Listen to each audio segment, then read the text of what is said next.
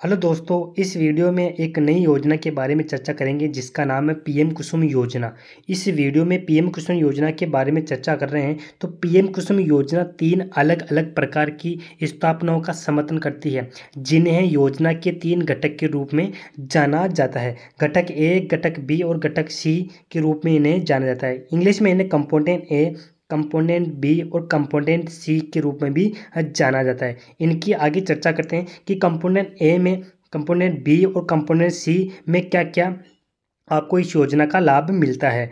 तो कंपोनेंट ए के अंदर आपको 2 मेगावाट क्षमता के जो सौर ऊर्जा या फिर अन्य नवीनीकरण ऊर्जा आधारित बिजली संयंत्रों को स्थापना की जाती है, यानी बड़े पैमाने पर विद्युत उत्पादन की जाती है कंपोनेंट ए के अंदर।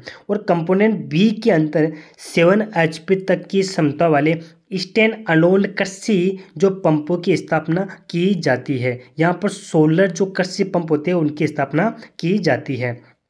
और कंपोनेंट सी में भी 7 HP तक की क्षमता की जो मौजूद ग्रिड से जुड़े कृषि पंपों को सोलराइजेशन करना और वित्तीय सहायता प्रदान की जाती है कंपोनेंट सी के अंदर। तो किसान भाइयों को जो कंपोनेंट बी के अंदर जो सोलर पंप दिया जाता है वो किसान भाइयों को कंपोनेंट बी के अंदर दिया जाता है। चलते हैं आगे। जो सोलर पंप है, सोलर पैनल, वो कहाँ कहाँ पर आप लगा सकते हैं। जैसे बंजर भूमि हो या पथरीली भूमि या दलदली भूमि या चारागाह भूमि या कृषि योग्य भूमि है, फिर भी वहाँ पर लगा सकते हैं। लेकिन उसकी जो कंडीशन है, लिखा है कि सोलर पैनल को एक न्यूनतम ऊंचाई पर स्थापित किया जा सकता है, ताकि किसान भाई सौर पैनल के नीचे भी क्या उगाए जा सकते हैं, अपनी फसल को उगाना जारी रख सकते हैं। तो इसलिए जो कृषि योग्य भूमि है, फिर भी वहाँ पर न्यूनतम ऊंचाई पर लगाए जाएंगे, वहाँ पर कृषि की जा सकती है। तो यहाँ पर आप सौर पैनल लगा सकते हैं। चलते हैं आगे। यदि इस जो पीएम कुसुम योजना है, इसमें कौन कौन आवेदन कर सकता है, यानी कंपोनेंट ए के अंदर, कंपोनेंट बी के अंदर और कंपोनेंट सी के अंदर कौन कौन आवेदन कर सकता है। नीचे जो सूची है, ये जो सभी आवेदन कंपोनेंट ए, कंपोनेंट बी और कंपोनेंट सी सभी में आवेदन कर सकते हैं। जिसे कोई भी किसान हो या फिर कोई निजी व्यक्ति हो, वो भी इन तीनों कंपोनेंट में अपना आवेदन कर सकता है। यदि कोई सहकारी समिति है, वो भी इसमें आवेदन कर सकती है। यदि कोई पंचायत ग्रुप है, वो भी कर सकता है। यदि कोई फार्मर ग्रुप है, यानी किसानों का ग्रुप है, वो भी इसमें आवेदन कर सकता है। कंपोनेंट ए, कंपोनेंट बी और कंपोनेंट सी में आवेदन कर सकता है। यदि कोई किसान उत्पादक संगठन है, वो भी आवेदन कर सकता है। और जल उपभोक्ता एसोसिएशन है, वो भी इसमें आवेदन कर सकता है। यानी कंपोनेंट ए के अंदर ये जो 6 प्रकार के जो आवेदन कर सकते हैं। चलते हैं आगे। यदि आप हमारे A to Z ई-मित्र ज्ञान पर नए हैं तो चैनल को सब्सक्राइब कीजिए, बेल आइकन को प्रेस कीजिए, ऐसी आने वाली नई नई अपडेट सबसे पहले प्राप्त हो। वीडियो अच्छा लग रहा है तो अपने दोस्तों के साथ भी शेयर कर दीजिए। कंपोनेंट ए के बारे में, जो घटक ए है, इसके बारे में जानकारी लेते हैं। जो घटक ए के अंदर क्या मिलता है आपको।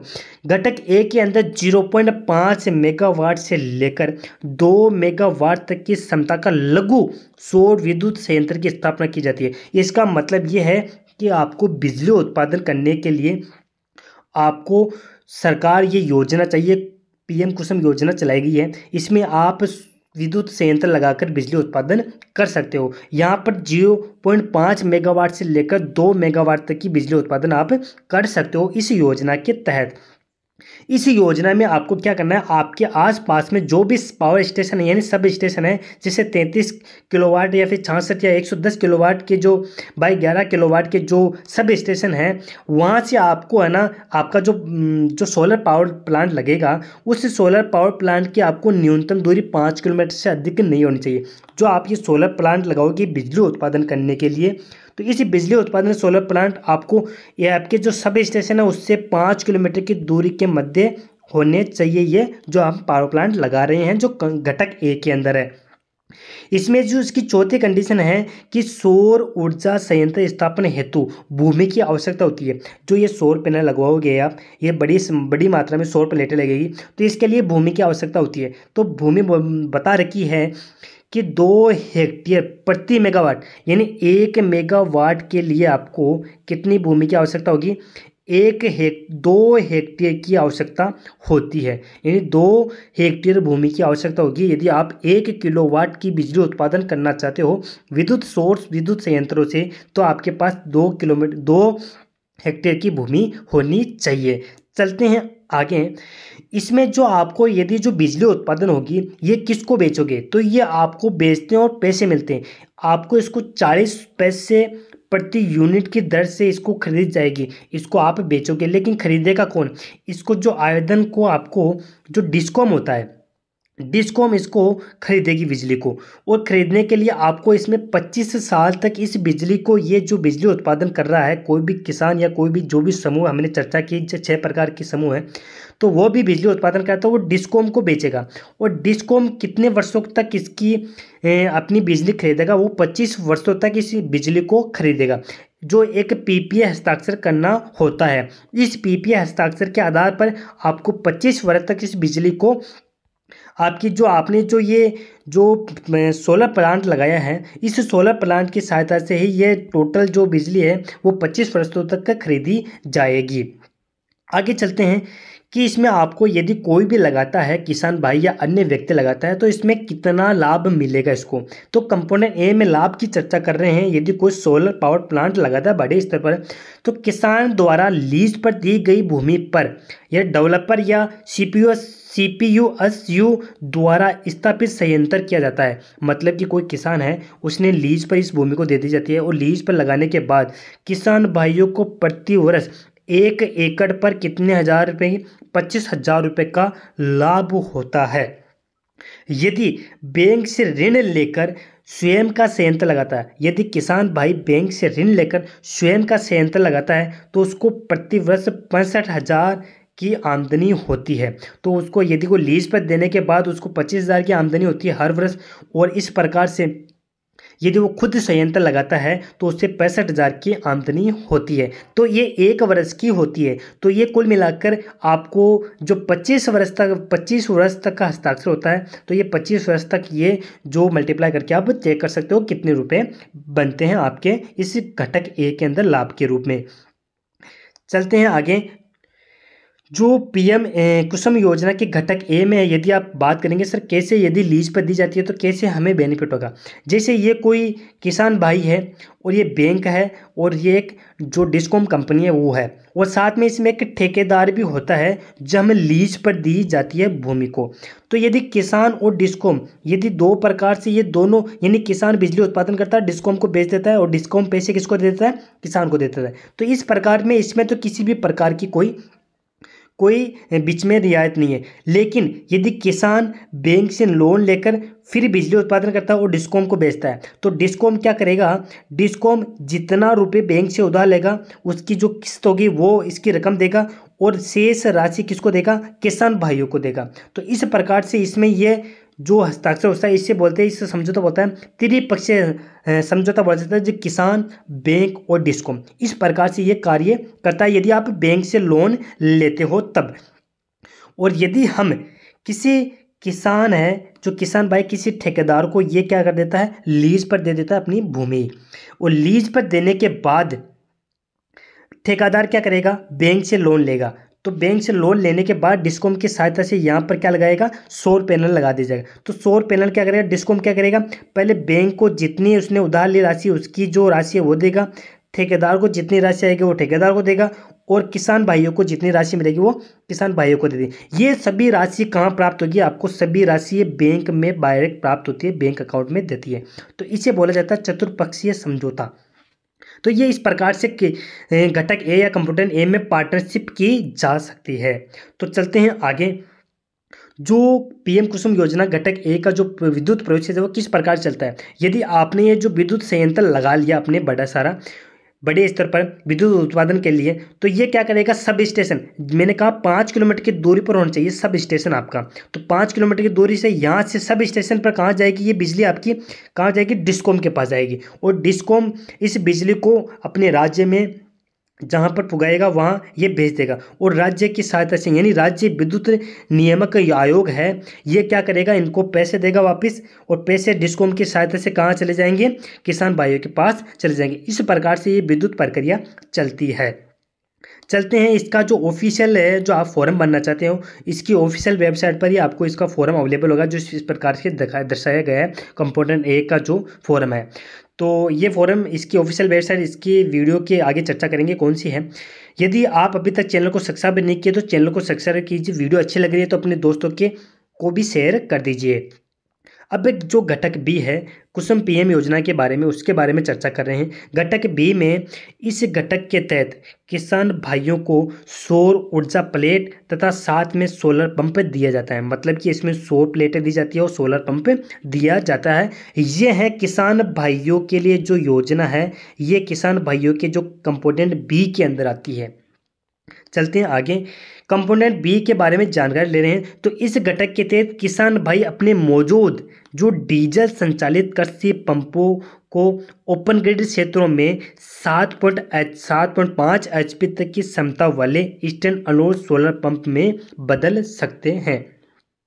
तो इसमें क्या है कि आपको एक जो कुएं पर जो संचालित है डीजल से, उनको किस में बदले जा सकते हैं, सोलर पंप में बदले जाए जा सकते हैं। मतलब कि जो हमारे जो सोलर पंप की सहायता से इनको हम चलाए जा सकते हैं। इसमें केंद्रीय सब्सिडी होती है वो 7.5 HP की जो सोलर पंप है उस तक ही सीमित होती है, लेकिन अब 10 HP तक की जो होती है उस पर भी केंद्रीय सरकार कुछ लागू कर चुकी है।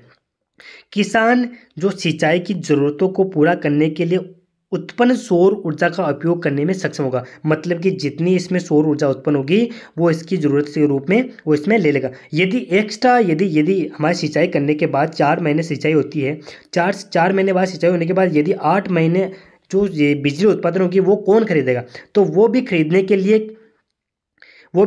लिए जो हमने आगे चर्चा करेंगे।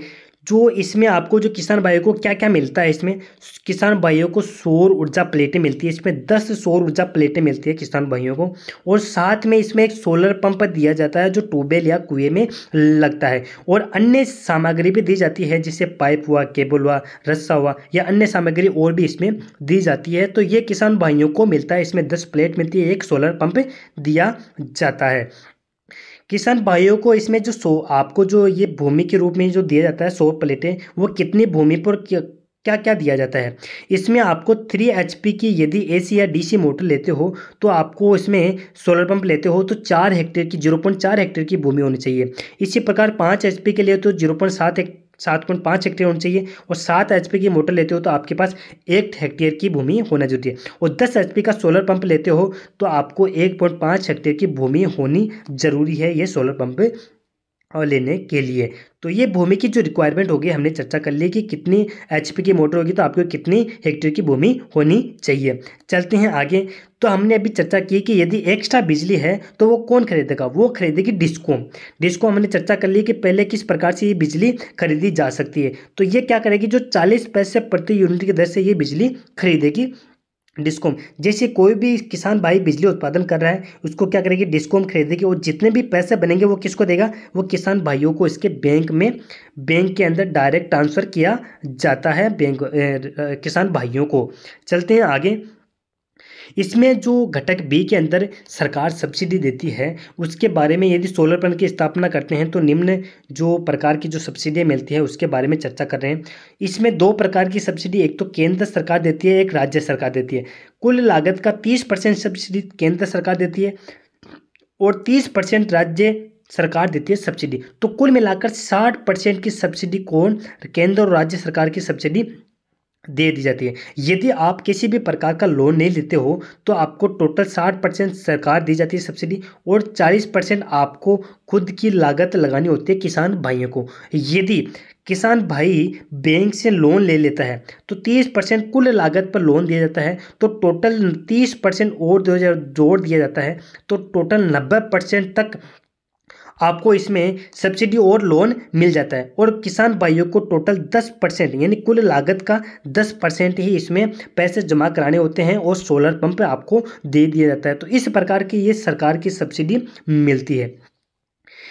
तो चैनल को सब्सक्राइब नहीं किया तो चैनल को सब्सक्राइब कीजिए। चलते हैं आगे। जो हमारा कंपोनेंट सी है उसके बारे में भी चर्चा कर लेते हैं। कंपोनेंट सी के बारे में चर्चा करते हैं। इस घटक के तहत किसान 7.5 HP तक की क्षमता वाले मौजूद ग्रिड से जुड़े सोलर पंपों को यानी कृषि पंपों को सोलराइजेशन करना। इसका मतलब क्या हुआ, इसका आपको बताता हूँ कि कोई आपका जो ट्यूबवेल है वो किससे चल रहा है, वो चल रहा है लाइट या बिजली से चल रहा है, तो बिजली से चल रहा है। तो यदि इसमें क्या करेगी सरकार, आपका जो ट्यूबवेल है वो लाइट से भी चलेगा और किससे चलेगा, सोलर पैनल से भी चलेगा। तो इस प्रकार से ये दोनों को, मतलब कि जो बिजली से मौजूद ग्रिड से यानी जो बिजली से चल रहे हैं उनको सोलराइजेशन, उनको सोलर प्लेट भी वितरण की जाएगी और सोलर पंप भी दिए जाएंगे। तो इन दोनों की सहायता से क्या करेगा, अपने खेत की सिंचाई कर सकता है। यदि लाइट ना हो तो सोलर पंप से, और लाइट आ जाती है तो लाइट से वो इतनी सिंचाई कर सकता है। ये कंपोनेंट सी के बारे में है।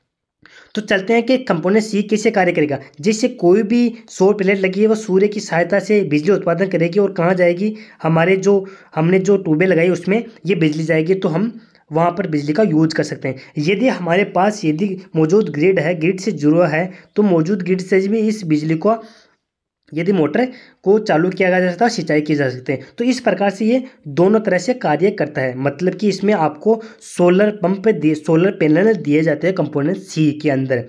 चलते हैं आगे। इसमें भी कंपोनेंट सी के अंदर भी सब्सिडी दी जाती है। जो सब्सिडी बी के अंदर, जो कंपोनेंट बी के अंदर मिलती है वो कंपोनेंट सी के अंदर सब्सिडी जाती है। केंद्र सरकार और राज्य सरकार 30% की सब्सिडी जाती है। तो इसी प्रकार टोटल 60% की सब्सिडी दी जाती है। यदि आप बैंक पर लोन नहीं लेते हो तो आपको 40% की लागत भरनी पड़ती है, और बैंक से लोन लेते हो तो टोटल कितने हो जाएंगे, टोटल 90% की आपको सब्सिडी और लोन मिल जाता है, और 30% ही किसान को लागत का भरना 10% ही किसान को लागत का भरना पड़ता है। तो इस प्रकार से कंपोनेंट बी और कंपोनेंट सी में सब्सिडी 90% तक, यानी बैंक से लोन और सब्सिडी टोटल 90% तक मिल जाती है। चलते हैं आगे। जो घटक ए में है उसी प्रकार से यदि घटक एक में यदि आपने बिजली उत्पादन कर ली और एक्स्ट्रा बिजली बच गई तो उसको कहाँ पर ट्रांसफर करेगी, वही चीज़ है, आपको अतिरिक्त बिजली किसको ट्रांसफर करेगी, डिस्कॉम से। और डिस्कॉम क्या करेगी, 40 पैसे प्रति यूनिट के दर से खरीदेगी, और आपको जो भी पैसे मिलेंगे किसान भाइयों को डिस्कॉम की सहायता से वो पैसे सीधे बैंक में ट्रांसफर हो जाएंगे किसान भाइयों के। चलते हैं आगे। इसमें जो आवश्यक दस्तावेज हैं उनके बारे में चर्चा कर लेते हैं। आपके पास जन आधार कार्ड होना चाहिए, आधार कार्ड होना चाहिए, उसके बाद राशन कार्ड होना चाहिए, पैन कार्ड, मूल निवास भी होना जरूरी है कि कहाँ तक मूल निवास है। तो मूल निवास के आधार पर पता चलता है कि उसकी दूरी कितने किलोमीटर की है। आपके पास आय होनी चाहिए, किसान की भाई आय कितनी है उसके आधार पर दिया जाता है। बैंक की पासबुक होनी चाहिए, आपके जो जितने भी पैसे ट्रांसफर होंगे वो बैंक में होंगे डायरेक्ट। आपके पास जो मोबाइल नंबर होने चाहिए जो बैंक से लिंक होने चाहिए, जन आधार से और आधार से भी लिंक होना जरूरी है। आपके पास पासपोर्ट साइज की फ़ोटो होनी चाहिए, और आप जिस पर भी, जैसे किसान भाई जो भी है, जो भी निजी व्यक्ति जो भी घटक ए या घटक बी या घटक सी में कार्य करता है, तो आपको आपकी ज़मीन के जो नकल है, जमाबंदी है, वो आपके पास होनी जरूरी। ये सबसे इम्पोर्टेंट डॉक्यूमेंट है, जो 10वां इंपॉर्टेंट डॉक्यूमेंट आपके पास होना जरूरी है। चलते हैं आगे। जो इनके अलावा भी कुछ डॉक्यूमेंट होते हैं, जैसे किसान कार्ड होना, लीज एग्रीमेंट, यदि कोई लीज पर ले रखा है तो वो होना चाहिए। यदि कोई सहकारी समिति इसमें फॉर्म भरा है तो उसका डॉक्यूमेंट होना चाहिए। यदि कोई पंचायत फॉर्म भरा है तो उसका भी डॉक्यूमेंट होना चाहिए। यदि कोई किसान समूह भर रहा है तो उसका भी डॉक्यूमेंट होना जरूरी है। यदि किसान उत्पादक यानी किसान उत्पादक संगठन भी फॉर्म भरा है तो उसका भी एक अलग से डॉक्यूमेंट लगेगा। यदि जल उपभोक्ता एसोसिएशन भी फॉर्म भरा है तो उसका डॉक्यूमेंट लगेगा। तो कहने का अर्थ है कि यदि इन सभी में से एक दस्तावेज आपके पास होने चाहिए। जो भी फॉर्म भरा है, जैसे पंचायत फॉर्म भरा है तो आपके पंचायत का डॉक्यूमेंट होना जरूरी है। यदि कोई किसान उत्पादक संगठन फॉर्म भरा है तो आपके पास ये डॉक्यूमेंट का फॉर्म होना, एक कागजात होना जरूरी है, आवश्यक दस्तावेज। तो इस प्रकार से ये आपको भर सकते हैं। और इसकी जो आधिकारिक वेबसाइट है जो www.pmkusum.nre.gov पर आप विजिट कर इसकी अन्य जानकारी भी प्राप्त कर सकते हैं। यदि आप हमारे चैनल पर नए हैं, अभी तक चैनल को सब्सक्राइब नहीं किया है तो चैनल को सब्सक्राइब कीजिए और बेल आइकन को प्रेस कीजिए, ऐसी आने वाली नई नई अपडेट सबसे पहले प्राप्त हो। वीडियो कैसा लग रहा है, अच्छा लग रहा है तो अपने दोस्तों के साथ शेयर कीजिए। जय हिंद, जय भारत, वंदे मातरम।